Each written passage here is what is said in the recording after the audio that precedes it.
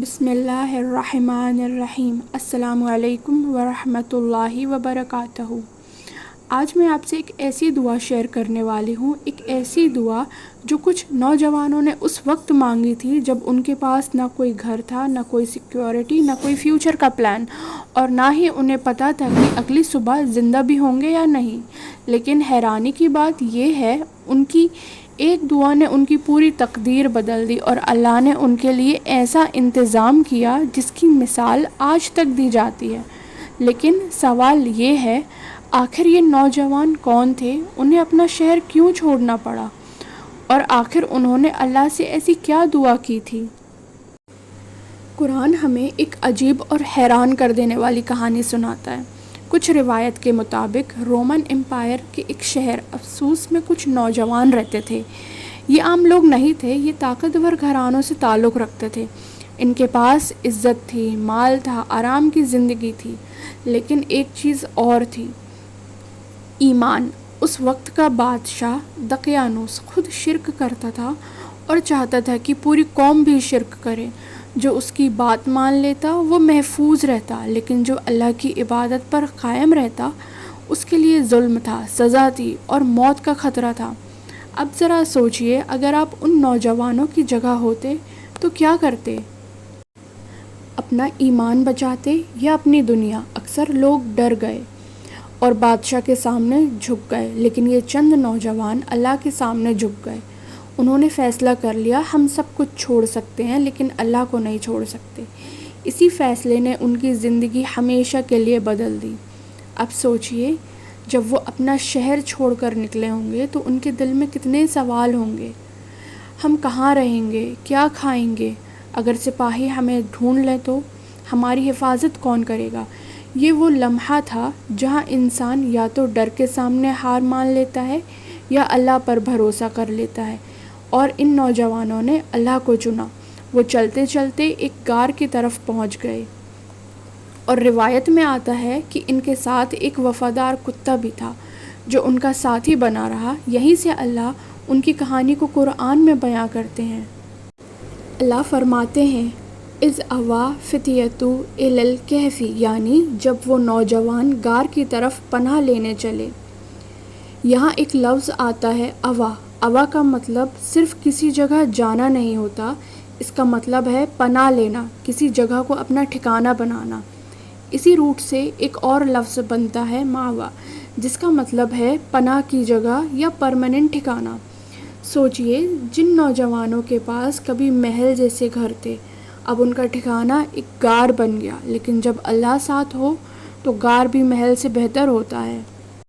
فتیۃ، اللہ نے انہیں فتیہ کہا۔ فتیہ یعنی نوجوان، لیکن صرف عمر میں جوان نہیں۔ عربک میں فتیٰ اس جوان کو کہتے ہیں جو جسمانی طور پر بھی مضبوط ہو اور عقل اور سوچ میں بھی میچیور ہو۔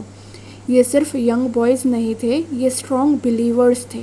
اور قرآن ہمیں یہ بھی سکھا رہا ہے کہ دین کی ذمہ داری صرف بزرگوں کی نہیں ہوتی۔ اللہ نے اس کہانی کے ہیروز نوجوان کو بنایا۔ الی الکہف، پھر اللہ فرماتے ہیں الی الکہف یعنی غار کی طرف۔ سوچئے، انسان غار میں کب جاتا ہے؟ جب اس کے پاس اور کوئی جگہ نہ بچے، لیکن یہی اللہ کی سنت ہے۔ کبھی کبھی جس جگہ کو ہم اپنی مجبوری سمجھتے ہیں، اللہ اسی جگہ کو اپنی رحمت بنا دیتا ہے۔ یہ غار صرف پتھروں کا ایک سوراخ نہیں تھا، یہ اللہ کی حفاظت کا نظام تھا۔ فقالوا، پھر اللہ فرماتے ہیں فقالوا، پھر انہوں نے کہا، یعنی کہ نوجوانوں نے دعا مانگی۔ اب ذرا غور کیجئے، انہوں نے شکایت نہیں کی، انہوں نے گھبراہٹ کا اظہار نہیں کیا، سب سے پہلے انہوں نے دعا کی۔ یہ ہر مومن کے لیے سبق ہے، جب مشکل آئے سب سے پہلے اللہ کی طرف رجوع کرو۔ ربنا آتنا من لدنک رحمۃ، انہوں نے کہا، اے ہمارے رب، ہمیں اپنی طرف سے رحمت عطا فرما۔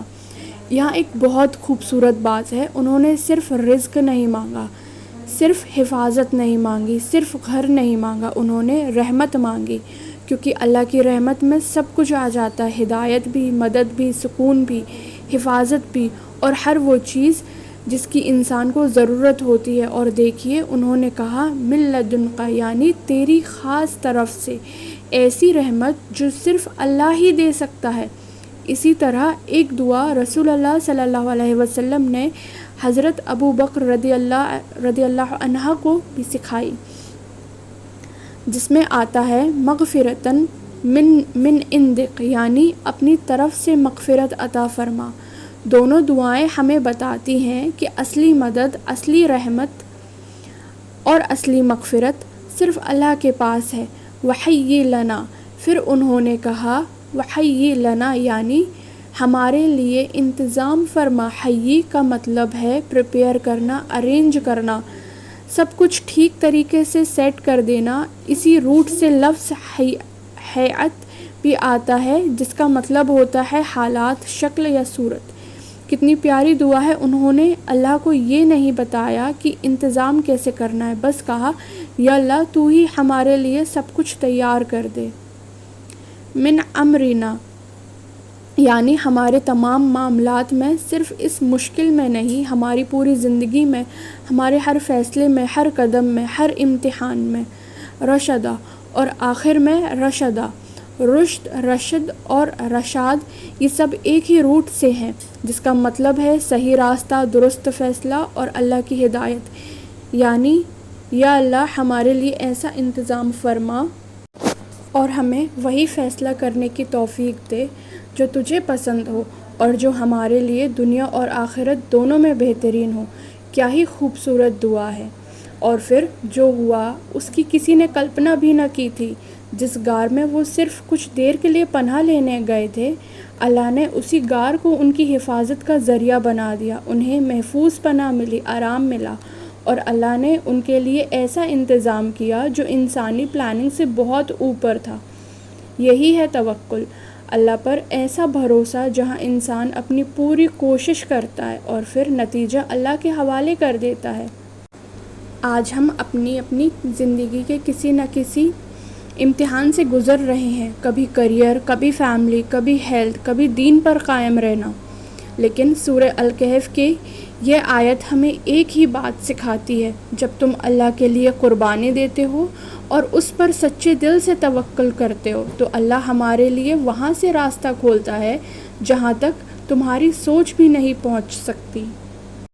اس لیے اگلی بار جب زندگی مشکل لگے تو ان ایمان والے نوجوانوں کی طرح دعا کیجیے، ربنا آتنا من لدنک رحمتا وہیئ لنا من امرنا رشدا۔ اے ہمارے رب، ہمیں اپنی خاص رحمت عطا فرما اور ہمارے ہر معاملے میں ہمارے لیے صحیح راستہ اور بہترین انتظام فرما۔ آمین۔